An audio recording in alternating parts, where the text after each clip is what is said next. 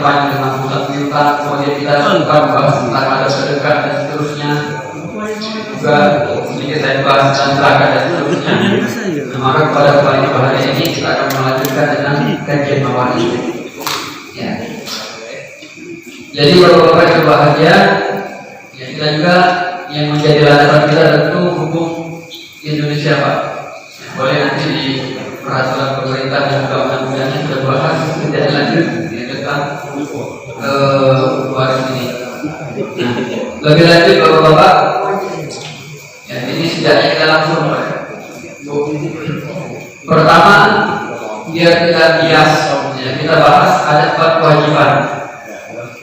Kalau kita ketemu ada saudara kita, tetangga kita, dan mungkin keluarga kita dan seterusnya meninggal, pastikan ada 4 kewajiban terlebih dahulu. Ya, yang pertama tentu biaya mayatnya, biaya pengurusannya dan seterusnya. Kemudian baru hutang. Walaupun nanti dalam ayatnya banyak didahulukan kalimat wasiat, tapi ternyata para ulama sudah sepakat ternyata makna dari ayat tersebut hutang lebih diutamakan dibanding wasiat. Kemudian baru yang ketiga nanti wasiat, baru yang keempat baru yang namanya firqa, apa yang ditinggalkan. Baik itu berupa, mohon maaf ya nanti perlu dibahas. Baik itu berupa materi ataupun juga nanti hutang. Makanya kita penting belajar pewaris itu, belajar kewarisan itu bisa jadi mohon maaf karena ada orang tua kita, keluarga kita, atau mungkin anak kita yang meninggal, justru yang ditinggalkan adalah hutang. Nah kita ribut siapa sih yang berwajib bayar hutang? Ya kita lah kakaknya, perempuan dan seterusnya. Padahal dalam Islam inilah yang namanya ya mewaris ini agar kita tidak ya, terjadi apa tidak mitigasi ya bahasanya, biar tidak terjadi salah menyalahkan.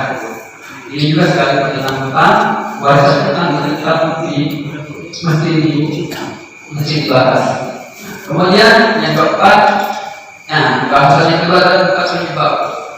Yang pertama, kenapa kita dapat warisan? Pertama karena hal kekerabatan. Nanti ada saudara, paman dan seterusnya. Ini kerabat namanya. Tapi mohon maaf, ya, di awal saya sampaikan, saudara dan paman dan seterusnya, bibi dan seterusnya, dan paman pak bibi kan, bibi itu pertama ini ya, kemungkinan ya dia akan dapat bagian waris ketika tidak ada anak dan juga orang tua dari semuanya. Ini dia bagian yang keempat yang keempat bulan. Kemudian nasab. Nah nasab ini adalah kunci anak keturunan, cucu, cici dan seterusnya. Selagi orang tuanya tidak ada, cici, misalnya cucu kita, anak cucu kita tidak ada, tidak ada cici kita. Dia berhak untuk mendapatkan warisan kita nanti. Nah, kemudian yang ketiga tentu nikah, suami dan istri dan seterusnya, yang sah tentunya Pak. Nah, karena banyak pembahasan tentang undang-undang nikah siri Pak. Ya dibahas Pak. Nah itu lagi anak juga dibahas tentang nikah siri.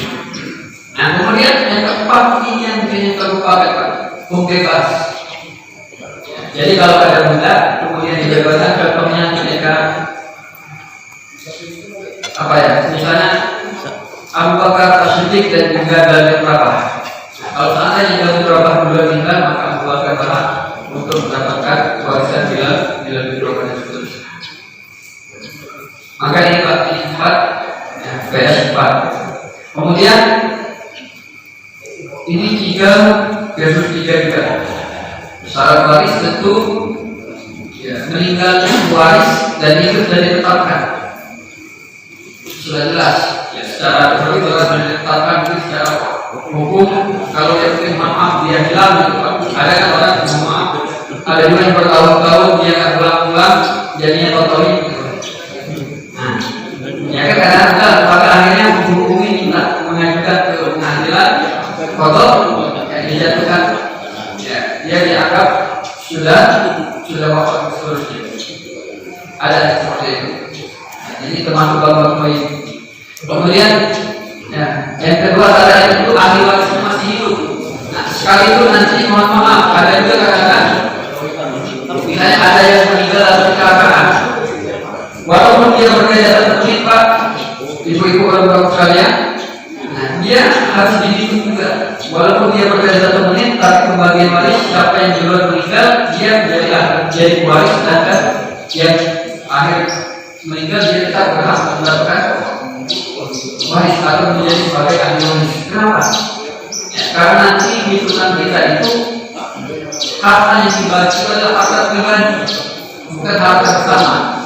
Nah, namun kadang-kadang yang ditampilkan di televisi kita bukan masalah begini, bukan Pak. Harta yang dibagi oleh Islam, harta waris adalah harta pribadi kita. Kita sebagai istri punya harta pribadi, kita sebagai suami punya harta tersendiri. Sekalipun kita bagi rumah bersama-sama, ya udah nanti kita apa siap, kita taksir, bahasa Islamnya taksir. Nah, kalau kita bangun rumah sama-sama, ya kita lihat siapa yang paling banyak produknya, suami atau istri, atau kita punya tanah, siapa yang belinya, atas nama suami atau nama istri. Nah, ini makanya kita hidup ahli waris nanti. Sekalipun berbeda dalam waktu hitungan detik yang ditinggali Pak. Kalau kita berapa sampai terus. Kemudian yang ketiga tentu tidak ada penghalang. Nah, tadi saya contohkan. Ya, kalau ada anak, ada orang tua si mayit, saudara dan juga paman umumah nanti, ya, itu bukan mendapatkan warisan, tapi nanti ada adatnya.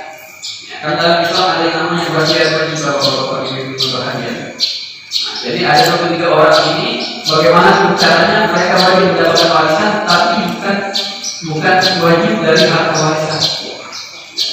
Nanti misalnya kita anak dapat berapa jumlahnya, tapi kita ingat orang tua kita bisa jadi dia punya saudara yang selama ini bantu usaha orang tua kita, atau orang tua kita berhasil karena perjuangan dari saudara atau paman kita atau saudara ayah kita.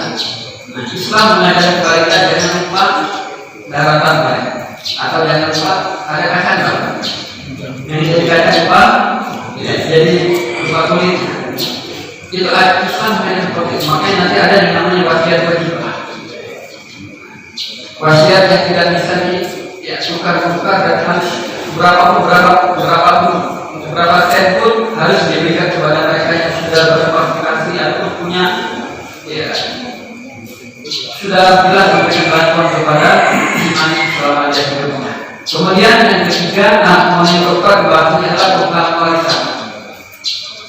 Dia punya 3 juga. Yang pertama, pembunuh. Ya, makanya penting Pak. Kira-kira orang tua atau anak yang meninggal itu, ya, adakah kemungkinan dia dibunuh dan seterusnya?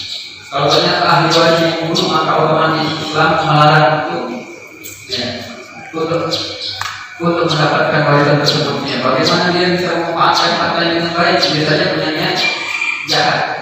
Tentu nanti masalah pembunuhan, jadi nanti kan ada 4 jenis pembunuhan itu dalam Islam, dan juga mungkin sudah dikodifikasi, sudah dijelaskan dalam hukum Indonesia, yang sudah disadur, ya, baik dia sengaja atau ya, sengaja dengan berencana atau tidak sengaja.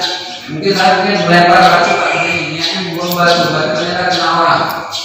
Ya, itu kan belum bisa nanti dilihat sengaja atau tidak sengajanya. Nah, makanya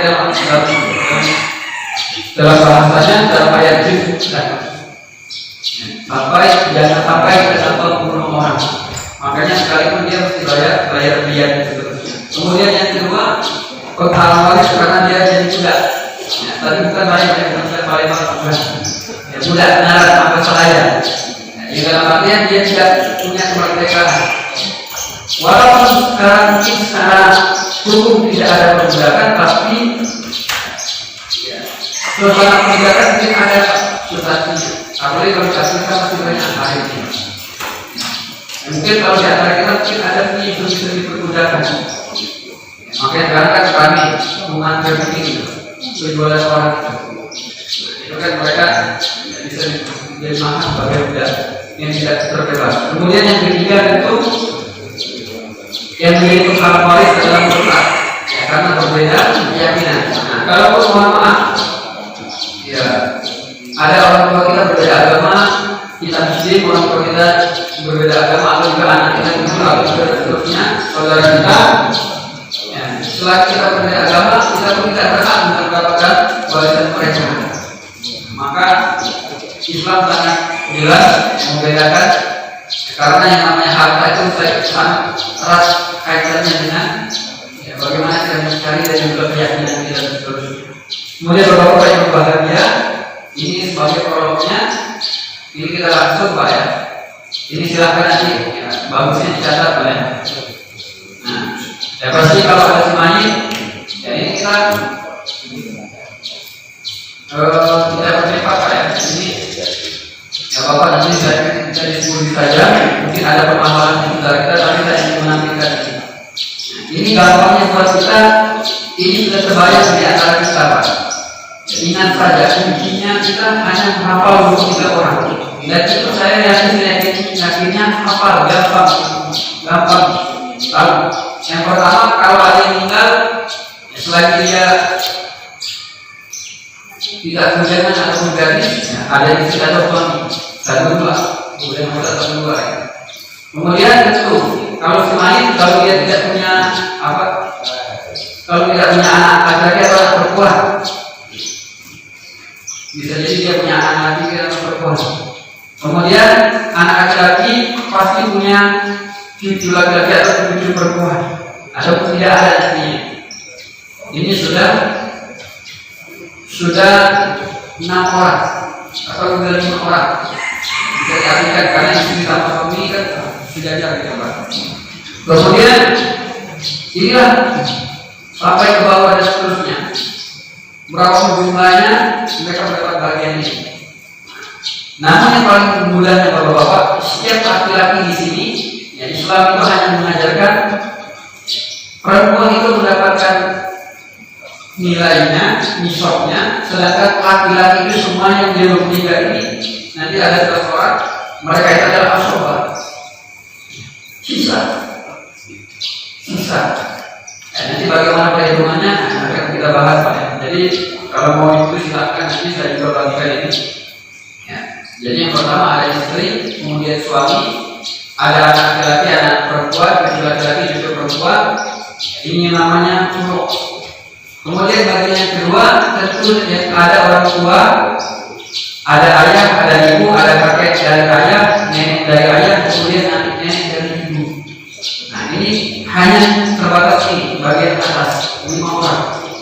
Ini sudah 11 orang. Kemudian Bapak-bapak yang berbahagia, selanjutnya yang tadi saya sampaikan, saudara laki-laki, kemudian saudara perempuan kandung, ini menjadi nomor 12 dan 13. Kemudian saudara laki-laki ayah dan saudari perempuan saya menjadi nomor 14-15. Saya cepat Pak ya, nanti saya ulas lebih lanjut. Kemudian yang ke-16, saudara anak laki-laki dari saudara kandung, kemudian yang ke-17 anak laki-laki dari saudara seayah, kemudian yang ke-17 saudara laki-laki seibu dan juga saudara ini gabung.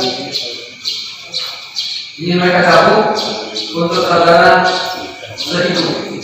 Kemudian yang ke-18 ada paman kandung, 19 paman seayah, 20 paman anak paman kandung dan juga 21 anak paman seayah. Kemudian 22 adalah mereka sudah. Nah, kalau seandainya ini ya, saudara laki dan juga saudara seibu ini, saudari seibu ini kita jadi tidak gabung. Nah, inilah Bapak-bapak yang bahagia. Ya, simpelnya, ya setidaknya kita membayangkan inilah orang yang di sekitar kita. Saya ulas sedikit Pak.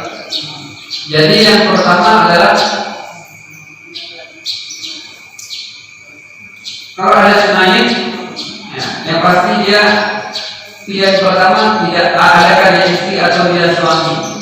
Kalau dia perempuan berarti yang meninggal adalah istri, berarti ahli warisnya adalah suami. Kemudian yang ketiga adalah anak laki-laki Anak laki-laki ini yang saya sampaikan, dia mendapat ahli waris sebagai asobah utamanya. Bagaimana kondisi anak laki-laki adalah orang yang paling berkuasa masalah ahli waris tadi. Jadi dia tidak bisa terhalangi, tidak bisa dihapuskan. Kalau dia ketemu kakek, nanti dia kakeknya dapat 1/6, anaknya dapat asobah, sisanya dan seterusnya. Ini nanti akan saya sampaikan. Yang paling penting kita hafal dulu urutannya, Pak. Jadi ada suami, istri, nomor 1, 2, nomor 3 anak laki-laki, nomor 4 anak perempuan, nomor 5 cucu laki-laki, nomor 6 cucu perempuan. Ya. Kemudian nomor 7 kita bahas adalah ayah, nomor 8 adalah ibu, 9 adalah kakek, 10 adalah kakek nenek dari ayah, 11 nenek dari ibu. Jadi sengaja Pak, cukup kita bahas di sini, dibahas di satu kertas kita bahas, kita akan terbanyak, kita akan bacakan. Kemudian yang ke-12 adalah saudara laki-laki, 13 saudari perempuan kandung, kemudian yang ke-14 saudara seayah, kemudian yang ke-15 adalah saudari seayah. 16 adalah anak dari saudara kandung kita, anak laki-lakinya. Kemudian 17 adalah anak laki-laki dari saudara seayah. 17. Kemudian 18 adalah paman kita, paman si Mayin, paman kandungnya. Kemudian 19 adalah paman kandungnya, paman sayanya. Kemudian 20 adalah anak paman, 21 adalah anak paman saya. Kemudian berurutan 22 ini adalah saudara perempuan juga saudara laki-laki dari ibu. Kenapa dia berbeda? Nanti ayatnya berbeda. Kemudian yang terakhir adalah penjelasan tadi Pak. Nah kita lanjut Pak. Saya ingin lebih cepat saja.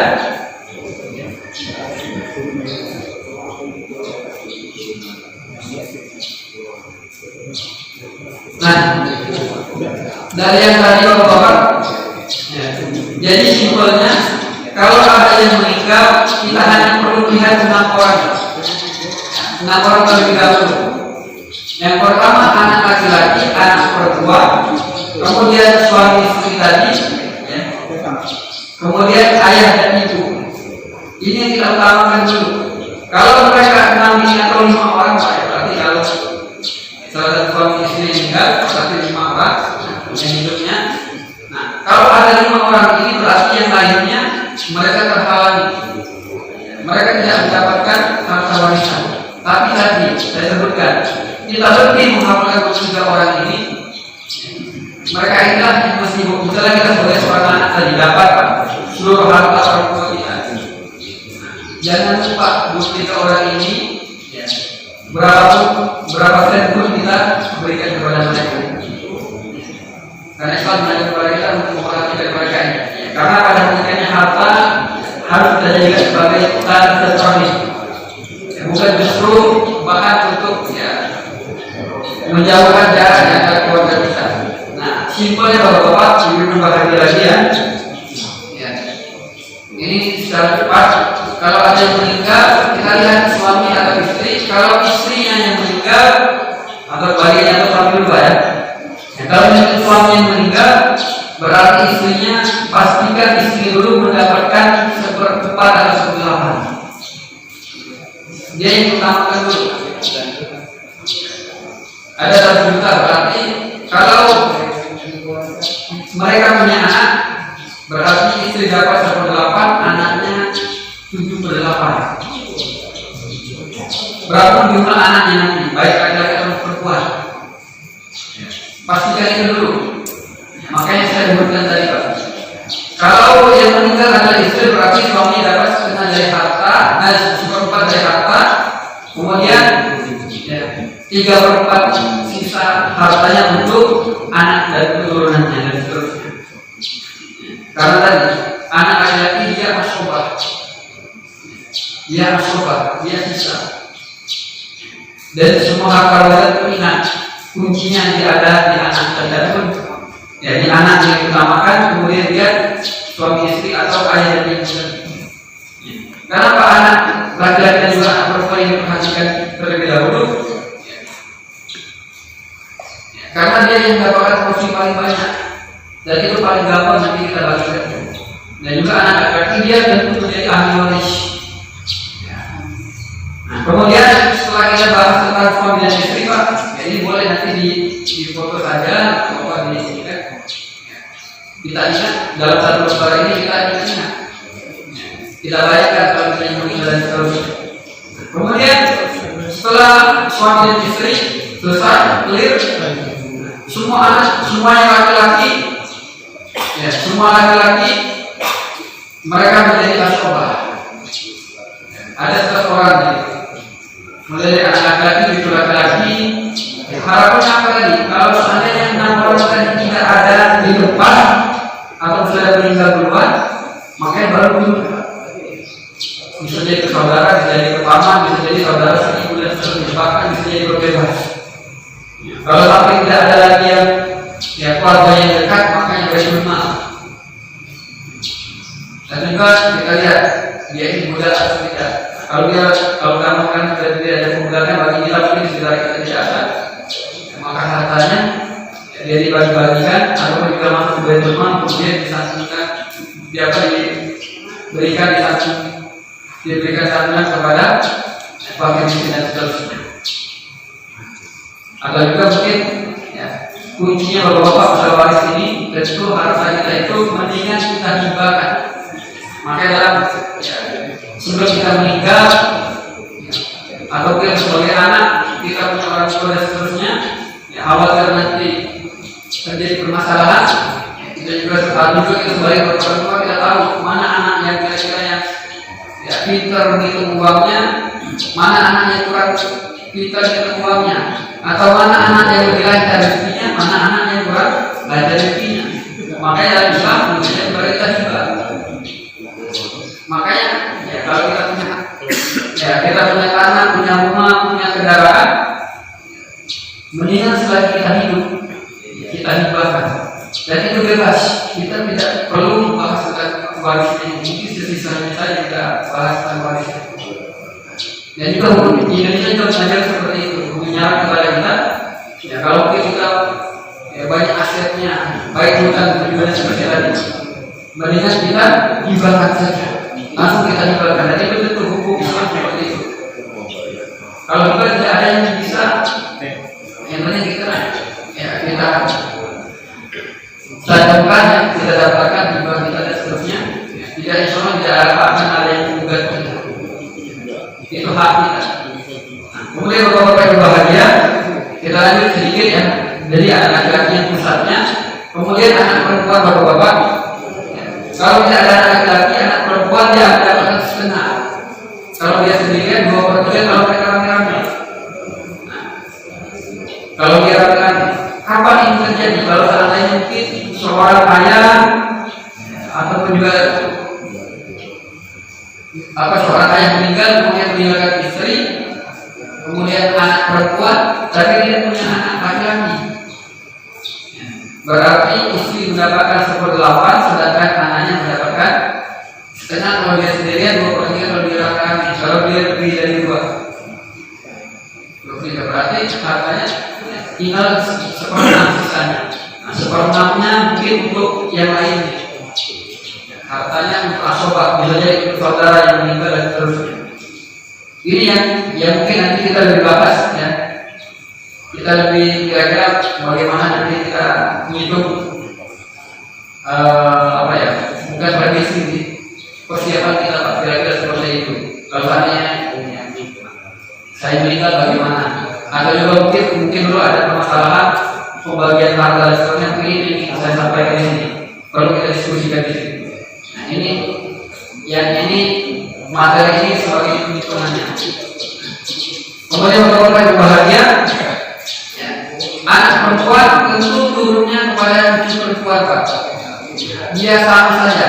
Anak perempuan dan cucu perempuan sama. Kalau dia sendirian, selama tidak ada orang tua dari cucu ini atau anak kita lagi tidak ada cucu perempuan kita, dan juga tidak ada cucu laki-laki, maka cucu perempuan ini dia mendapatkan 1/2 kalau sendirian, 2/3 kalau rame, dan 1/6 kalau ada anak perempuan.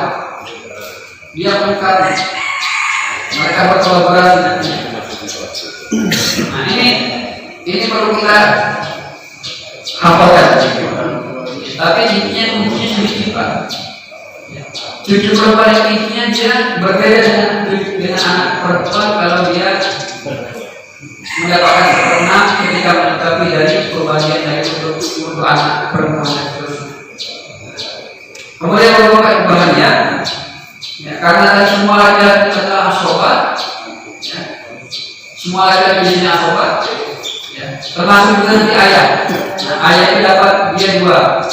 Kalau si mayit tidak punya keturunan maka dia dapat asobat, tapi kalau si mayit punya keturunan maka ayah mendapatkan 1/6. Nah, ini dia 1/6. Jadi kita dulu banyak mama kita dulu ya, jadi sudah istri, suami, anak laki-laki, anak perempuan, cucu laki-laki, cucu perempuan, ya, cepat. Yang penting anak laki-laki, cucu laki-laki mereka asobat, sedangkan yang bagian perempuan kecuali suami, ya mereka mendapatkan bagian tertentu ini. Kemudian ayah dapat 1/6 tadi. Kalau mereka yang meninggal punya keturunan. Kalau dia tidak punya keturunan, hanya ayahnya semata yang masih hidup, maka ayahnya mendapatkan harta, semua harta dari yang meninggal. Makanya dari itu ada antau manusia engkau dan sahabatmu ada lebih ayah. Kenapa? Ya, karena juga ini beriringan dengan ayat yang lainnya. Orang tua itulah yang mengatur keuangan dari anaknya. Maka itu dibalikan ke ayatnya.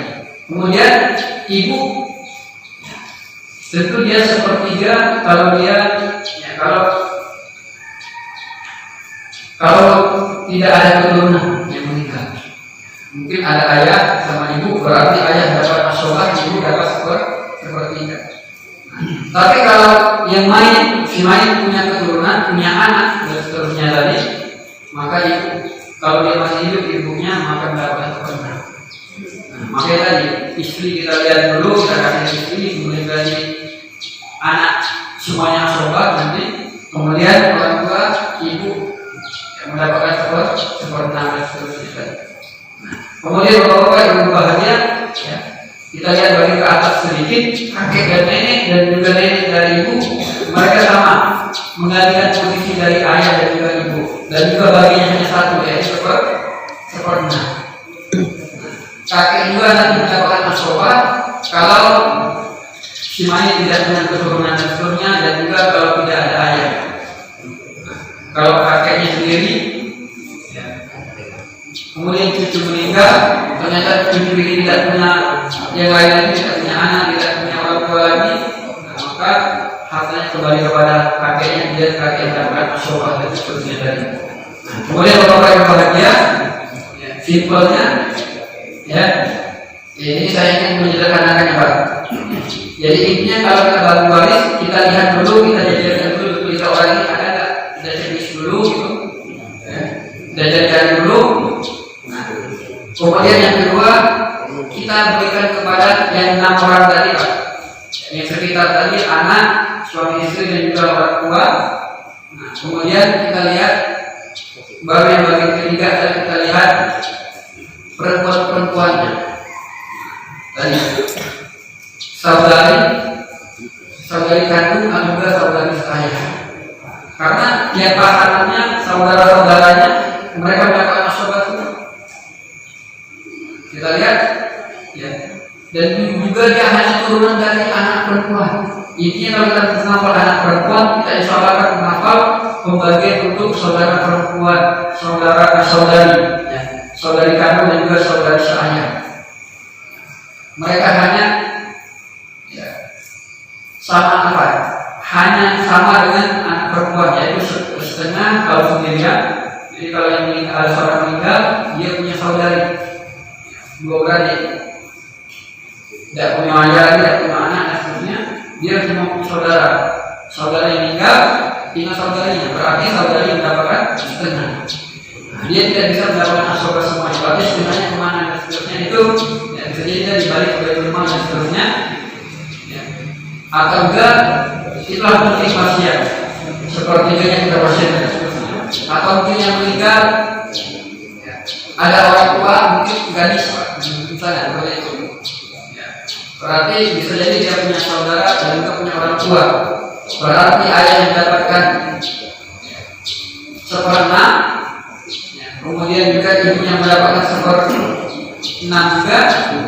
Kemudian untuk saudari kandungnya mendapatkan setengah harta yang seterusnya. Mohon maaf, berarti ayah sama saudara ya. Mohon maaf, saudari dapat setengah, kemudian ibu mendapat seperenam, ayah dapat asoba. Ini kalau mungkin yang gaji meninggal dan seterusnya. Nah begitu juga dengan saudari perempuan saya, dia mendapatkan setengah kalau sendirian, 2/3 kalau orang ramai, dan kemudian seperenam kalau dia bertemu dengan anak perempuan dan seterusnya. Kemudian yang terakhir, perhitungan terakhir hanya untuk saudari dan juga saudara seibu. Nah, ini hukumnya sama. Inilah dibedakan dalam Islam. Mereka tidak sejajar dengan saudara kandung dan juga saudara saya, tapi mereka punya perhitungan sendiri. Kalau kita punya saudara atau saudari seibu, kita meninggal, dia akan mendapatkan sepertiga kalau mereka rame-rame dan seperempat kalau mereka sendirian. Inilah bapak-bapak yang bahagia. Ya. Jadi ini saya sudah coba Pak. Ya, saya sudah coba mungkin. Ya, saya menyampaikan agak cepat. Ya, tapi kalau kita perhatikan, inilah yang terdekat dengan kita. Ya, laki-laki semua yang mereka mendapatkan sisa. Yang paling penting kita hanya menghitung untuk perempuan dan juga kecuali mungkin ayah dan kakek. Itu saja yang ayah dan juga suami. Nah 3 orang, suami, ayah dan juga kakek yang dia punya bagian kalau kita punya keturunan dan seterusnya. Nah kalau bahagia mungkin ini yang bisa saya sampaikan. Ya ini sudah pukul 6. Ya. Mungkin nanti materi yang bisa saya minta di-share sama Ustaz Iqbal. Bagaimana ceritanya, bagaimana tadi. Yang pada intinya saya ingin mengajak kita semua bapak-bapak yang kita diskusi. Dan intinya ini saya ingin mengajak kita mungkin kita membayangkan satu lembar. Nanti kita gambar